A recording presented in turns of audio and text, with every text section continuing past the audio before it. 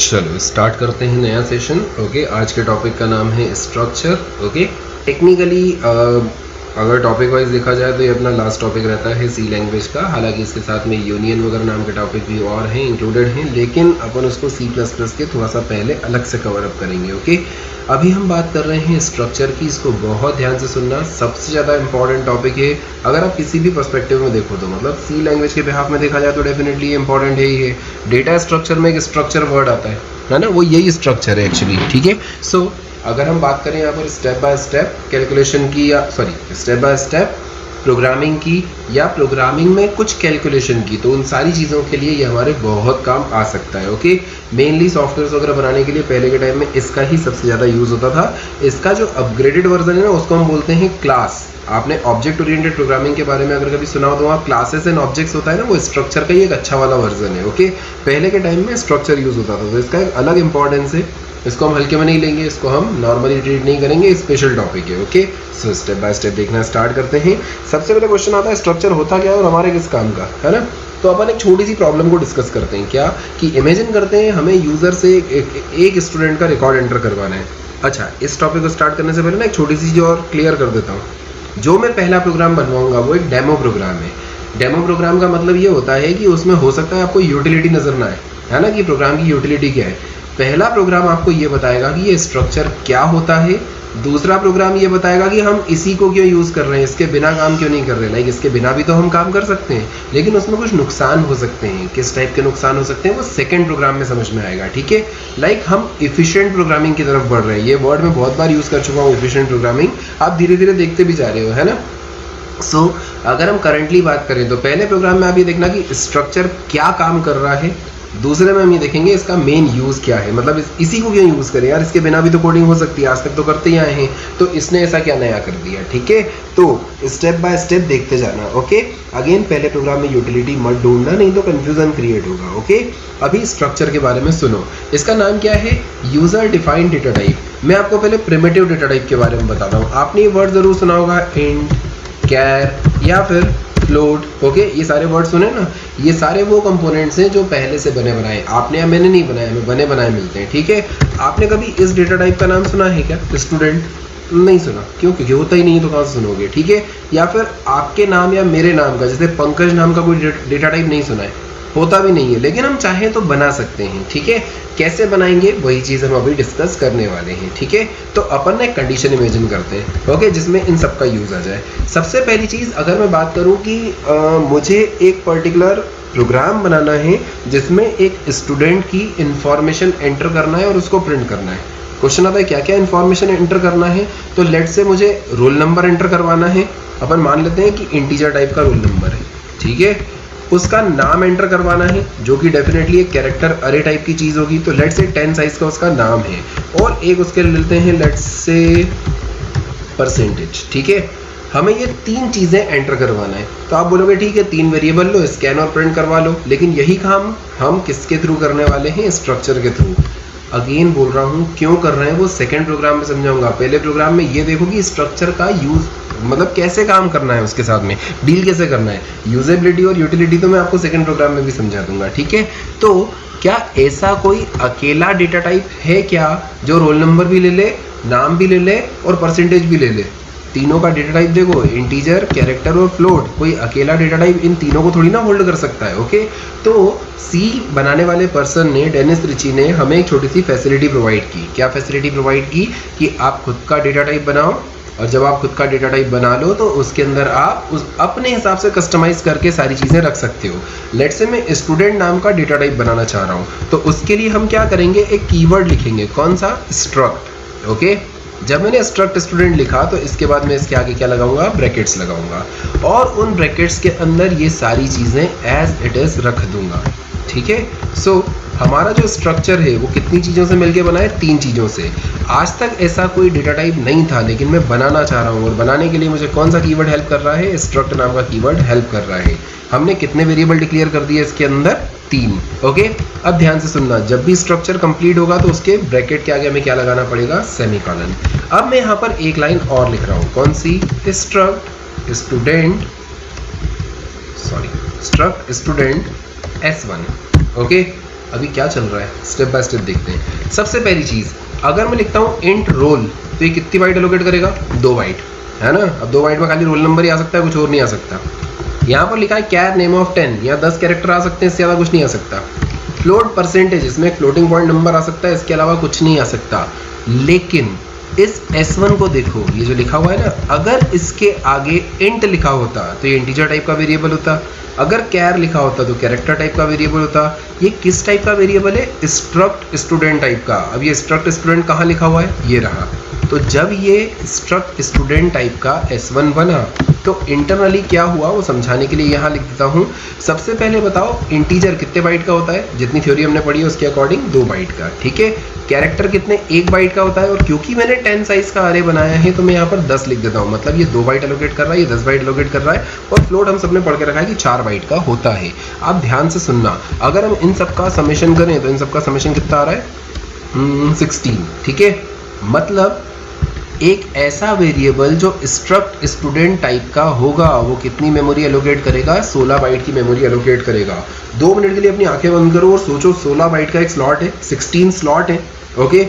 एक बड़ी सी ट्रे है जिसमें 16 ब्लॉक बने हुए हैं। उन 16 में से शुरुआत के 2 जो हैं वो रोल नंबर के लिए हैं, उसके बाद के जो 10 हैं वो नाम के लिए हैं, और लास्ट के जो 4 हैं वो परसेंटेज के लिए हैं। तो इस S1 नाम के एक वेरिएबल ने कितनी मेमोरी एलोकेट कर दी, 16 बाइट की मेमोरी एलोकेट कर दी। मैं थोड़ी सी यूटिलिटी भी समझाने की कोशिश करता हूँ। S1 एक स्टूडेंट का रिकॉर्ड एंटर करवा लेगा।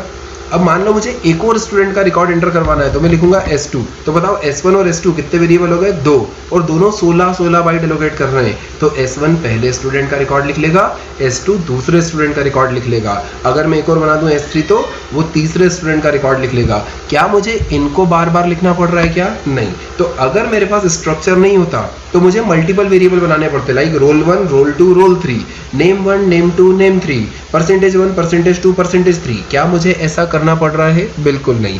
मैं उसकी जगह क्या कर रहा हूँ, यहाँ पर बिल्कुल छोटे से वेरिएबल डिक्लेयर कर रहा हूँ, और हर वेरिएबल इन तीनों को एक एक बार इंडिविजुअल मेमोरी एलोकेट कर रहा है 16 बाइट की।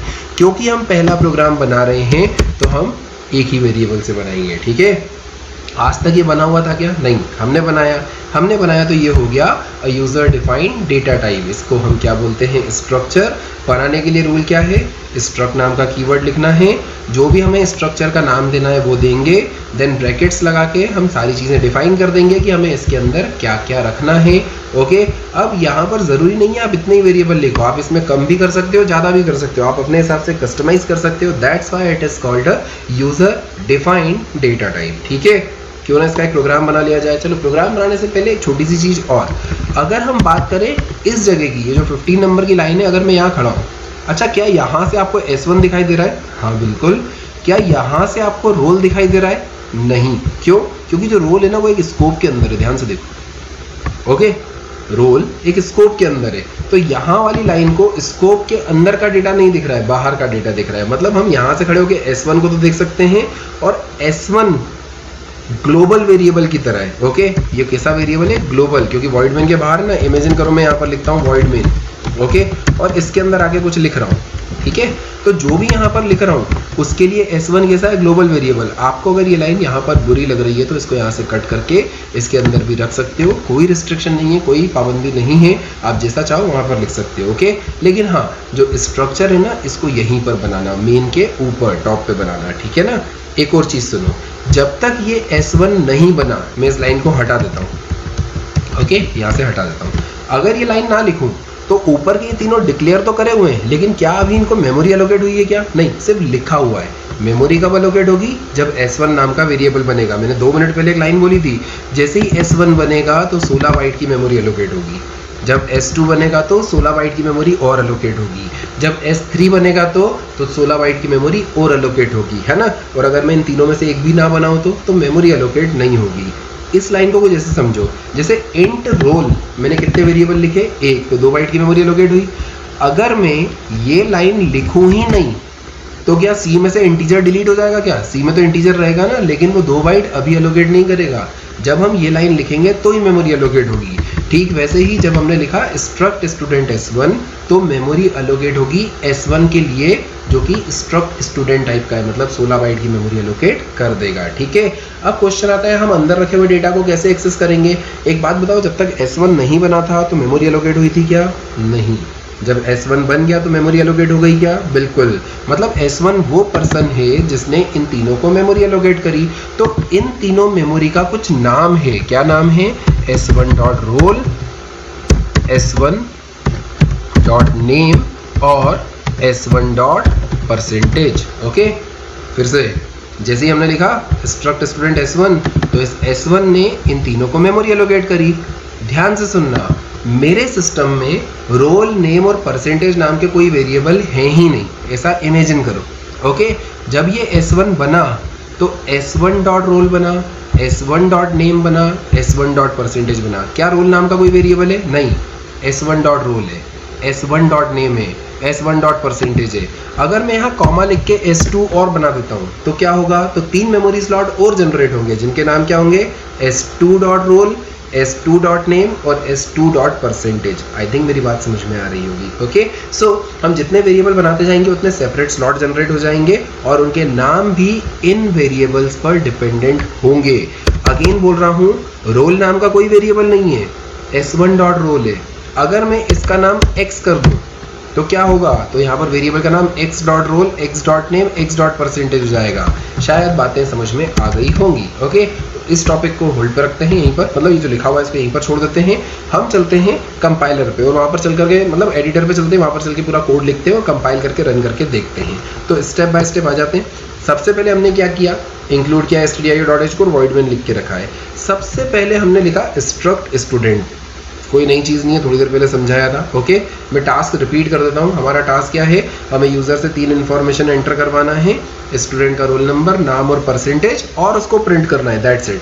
पहले प्रोग्राम की कोई यूटिलिटी नहीं है, दूसरे प्रोग्राम से मैं आपको यूटिलिटी समझाऊंगा। ओके, चलो खैर, इसके बाद इसका ओपनिंग ब्रैकेट लगाया मैंने। ओपनिंग ब्रैकेट लगाने के बाद वो तीनों वेरिएबल मैंने यहाँ पर डिक्लेयर किए, एक तो इंट रोल, एक कैरेक्टर नेम और एक फ्लोट परसेंटेज, और ब्रैकेट को क्लोज कर दिया विद द सेमीकोलन। ठीक है, क्लियरली विजिबल होगा यहाँ पर हमने सेमीकोलन लगाया है, ये कंपलसरी लगाना ही पड़ेगा आपको। ठीक है, इससे क्या हुआ? हमारा एक स्ट्रक्चर रेडी हो गया। क्या अभी कोई मेमोरी एलोकेट हुई है क्या? बिल्कुल नहीं, अभी तो सिर्फ लिखा है हमने। मेमोरी कब एलोकेट होगी? जब हम लिखेंगे स्ट्रक्ट स्टूडेंट S1। जैसे ही हमने ऐसा लिखा तो S1 dot roll, S1 dot name और S1 डॉट परसेंटेज को मेमोरी एलोकेट हो जाएगी। डन। मान लो मेमोरी एलोकेट हो गई। जैसे ही मेमोरी एलोकेट हुई हम आ जाते हैं वॉइड मेन के अंदर। ठीक है, वॉइड मेन के अंदर आने के बाद हम सबसे पहले एक मैसेज लिखते हैं। क्या? Enter roll number of the student. ठीक है, अब स्कैनिंग करना पड़ेगी। तो जब हम स्कैनिंग करेंगे, बहुत ध्यान से देखना, ये लाइन सबसे इंपॉर्टेंट है। जब हम स्कैनिंग करेंगे तो आप ध्यान से देखो, जब मैंने परसेंटाइल डी लगा के स्कैन किया ना, तो यहाँ पर एम्परसेंट में सिर्फ रोल नहीं लिखा। क्या लिखा? S1 डॉट रोल, है ना। क्यों लिखा S1 डॉट रोल? क्योंकि रोल नाम का तो कोई वेरिएबल है ही नहीं ना। ओके, अगली बार हमने लिखा enter name of the student. अब नेम के लिए आपको पता होगा कि हम परसेंटाइल S का भी यूज़ कर सकते हैं, दैट इज़ फॉर स्ट्रिंग, और हमने यहाँ S1 डॉट नेम लिख के रखा है, मतलब S1 के नेम में क्या होगा? जो भी स्टूडेंट का नाम होगा वो इजीली आ जाएगा। फिर से हमने यहाँ पर लिखा enter percentage of the student. Okay, और उसको हमने परसेंटाइल F लगा के S1 डॉट परसेंटेज में स्कैन करवा लिया है। ठीक है, आई थिंक ये सारी चीज़ें क्लियर होती जा रही हैं। क्या यहाँ तक आते आते हमारा डेटा स्कैन हो गया? आई थिंक सो, है ना। यहाँ पर रोल नंबर आ गया, नाम आ गया, परसेंटेज आ गया। अब हमारा अगला टास्क क्या है? हमें इसको प्रिंट करना है। तो प्रिंट करने के लिए पहले एक मैसेज लिख देते हैं। क्या? यू हैव एंटर्ड, और /n लगा दिया, मतलब लाइन चेंज हो जाए ताकि थोड़ा बेटर लुक दिखे। फिर उसके बाद में एक टेबुलर मेन्यू टाइप का प्रिंट करना चाह रहा हूँ। देखो मैंने 3 चीज़ें लिखी है, एक तो लिखा है रोल नंबर, एक लिखा है नेम और एक लिखा है परसेंटेज। ठीक है, समझ में आ रहा होगा। ओके, यहाँ पर एक /t और लगा दिया जाए, बेटर रहेगा। चलो, देन हमने एक printf लगाया। ठीक है, यहाँ लिखा है printf percentile d, percentile s और percentile f, S1 dot roll, S1 dot name, S1 dot percentage. समझो इसको, ये जो परसेंटाइल d है ये किसको प्रिंट करेगा? रोल नंबर को। ये जो परसेंटाइल s है वो किसको प्रिंट करेगा? नेम को। ये जो परसेंटाइल f है वो किसको प्रिंट करेगा? परसेंटेज को। ओके, क्योंकि फ्लोट को प्रिंट करने के लिए परसेंटाइल f होता है, स्ट्रिंग के लिए s होता है और इंटीजर के लिए परसेंटाइल d होता है। इतना करने के बाद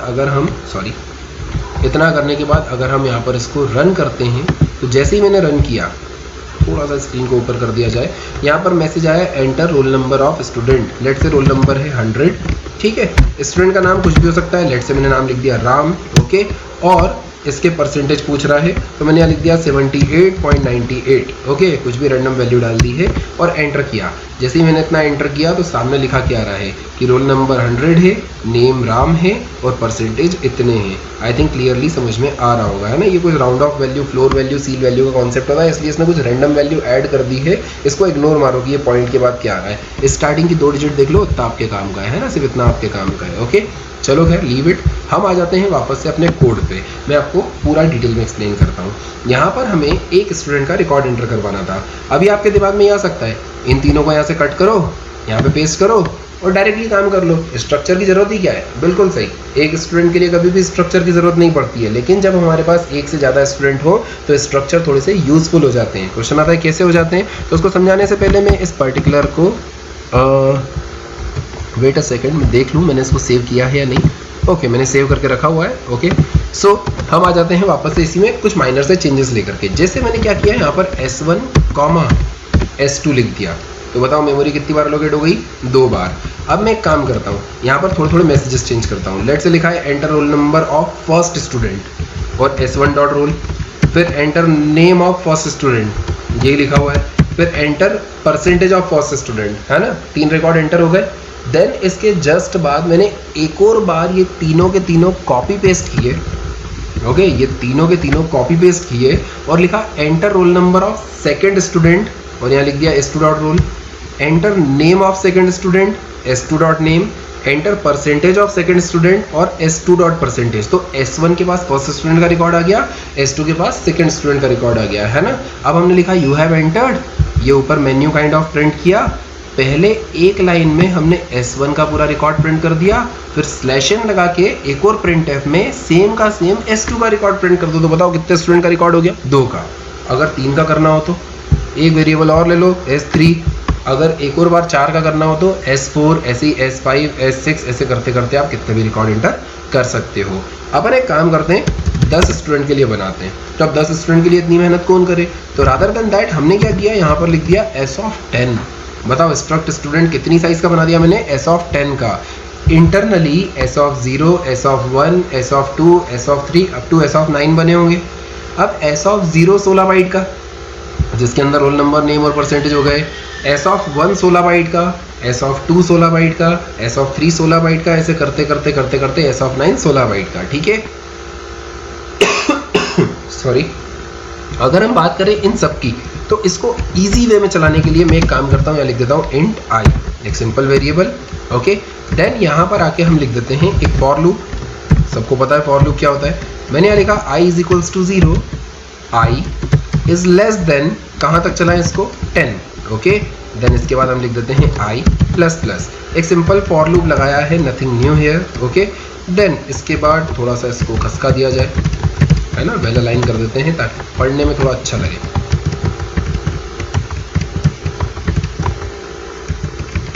ओके, वेट अ सेकेंड, थोड़ा ज़्यादा कवर अप कर दिया मैंने, यहाँ तक करना था इसको। ओके, ध्यान से देखो, हमने क्या लिखा, सबसे पहले एक इंट i नाम का वेरिएबल लिया, एक लूप चलाया 0 से लेकर लेस देन 10 तक। ओके, जब i की वैल्यू 0 होगी तो ये बोलेगा enter roll number of student. एक थोड़ा सा चेंज कर देते हैं, यहाँ पर लिख देते हैं enter roll number of percentile d student,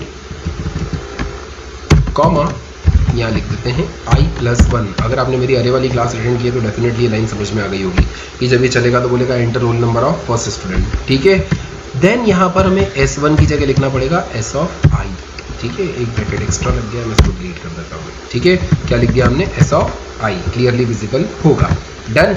then इसके बाद लिख देते हैं enter roll number of percentile d student, sorry roll number नहीं है, नेम है। ओके, देन यहाँ पर भी हम लिख देते हैं i प्लस 1। ओके, देन इसके बाद यहाँ पर आकर के हम लिख देते हैं S of i dot name, यहाँ पर भी हम लिख देते हैं S of i dot percentage. ठीक है, एक चीज़ और रह गई,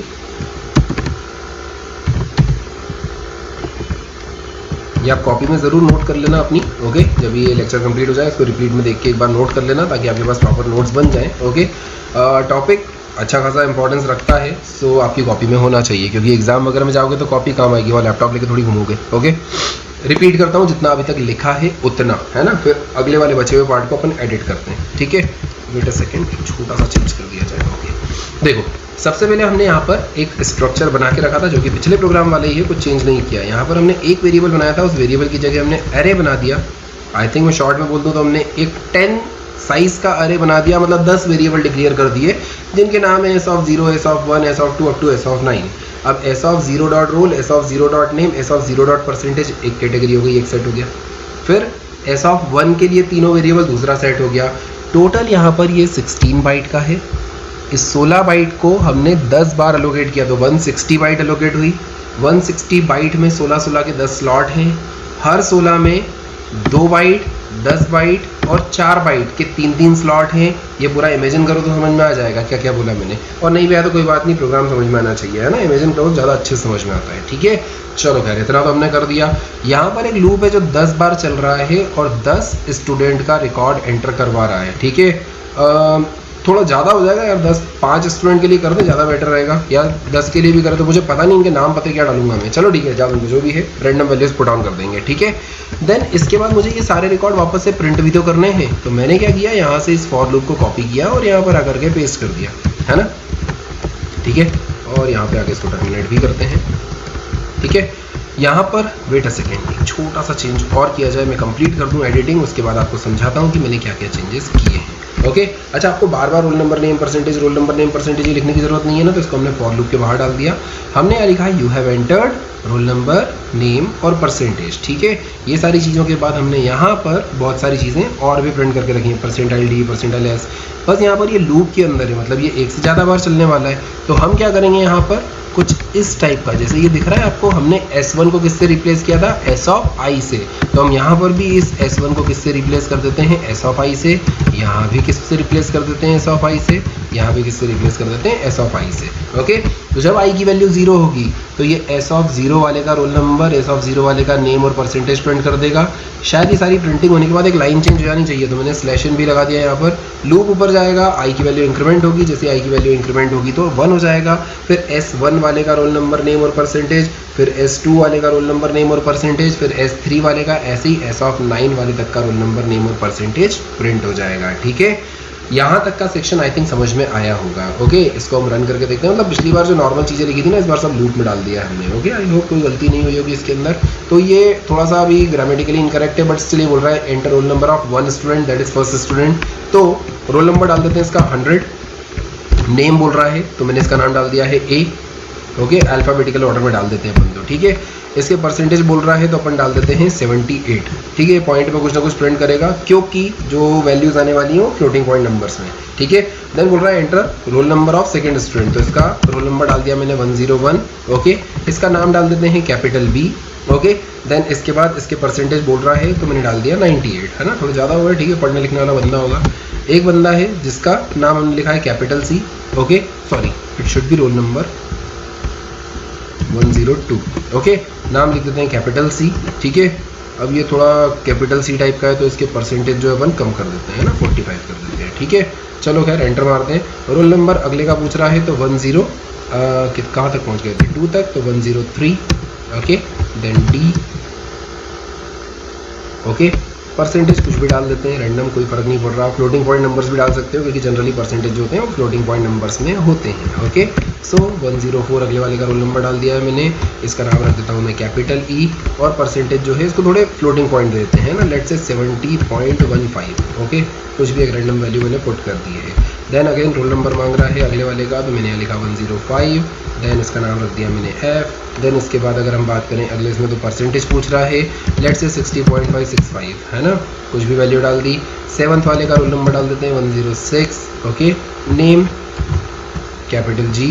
ओके, देन इसके बाद परसेंटेज पूछ रहा है वो, तो परसेंटेज लेट्स से 78.98। ओके, चलो 0.98 हो गया, वॉट एवर, कुछ बटन वगैरह प्रेस होने में कुछ गड़बड़ हो गया। ओके, अगले वाले का रोल नंबर 0.98 डल गया है, डेफिनेटली इसमें एक एरर आएगी। बीच में यहाँ पर ध्यान से देखो, मैंने मिस्टेकनली एंटर बटन शायद प्रेस कर दिया था, तो रोल नंबर जो है वो 0.98 हो गया है। ये डेफिनेटली प्रॉब्लम क्रिएट करेगा, देखते हैं क्या होता है। ओके, चलो खैर जो भी ये छोटी सी गलती हुई है, इग्नोर इट। ओके, देखते हैं ओके क्या दिक्कत आ रही है। यहाँ पर इसने नेम वाला जो कॉलम है ना वो खा गया, ध्यान से देखो, नेम और परसेंटेज दोनों आ गए। चलो leave it. Okay,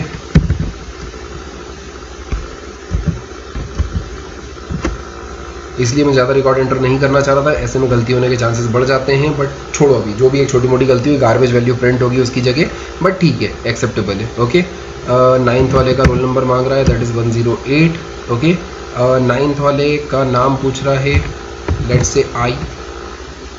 okay, percentage पूछ रहा है 77। ओके, लास्ट वाले का रोल नंबर 109।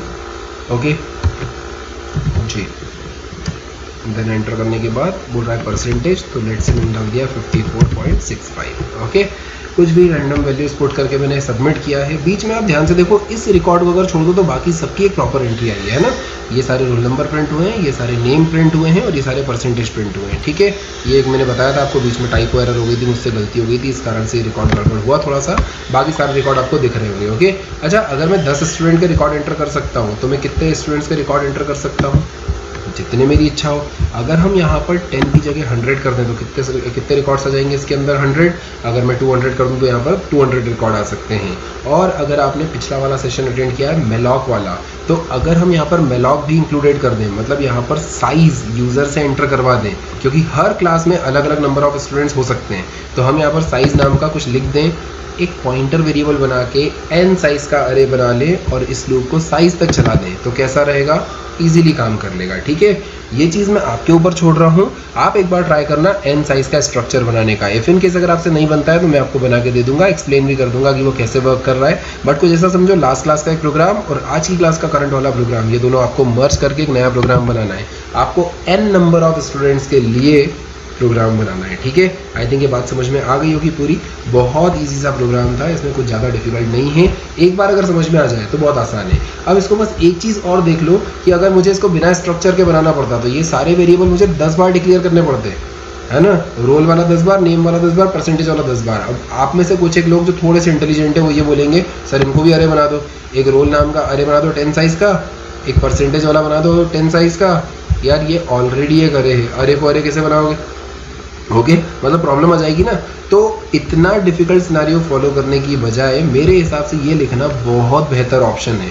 अगर यहाँ पर 10 वेरिएबल होते तो आप उन 10 को अलग अलग बार बार डिक्लेयर करते, है ना, जबकि यहाँ पर एक बार लिखने के बाद आप उनको 10 बार रीयूज़ कर रहे हो। ओके ना, समझ में आ गया होगा आई थिंक। ओके, चलो खैर, सेशन थोड़ा सा डिफरेंट था। ओके, आज तक जो टॉपिक पढ़े थे उनसे अलग था, इसकी प्रैक्टिस ज़रूर कर लेना। इसके आगे अगर आपको जो टास्क दिया है वो समझ में नहीं आया है तो मैं इसको अलग से कवर अप करवा दूंगा। ठीक है, चलो देन आपका आज का सेशन ओवर। इस सेशन से रिलेटेड कोई भी दिक्कत या डाउट हो तो आप मुझसे पूछ सकते हो। ओके, चलो देन आज का सेशन टर्मिनेट करते हैं।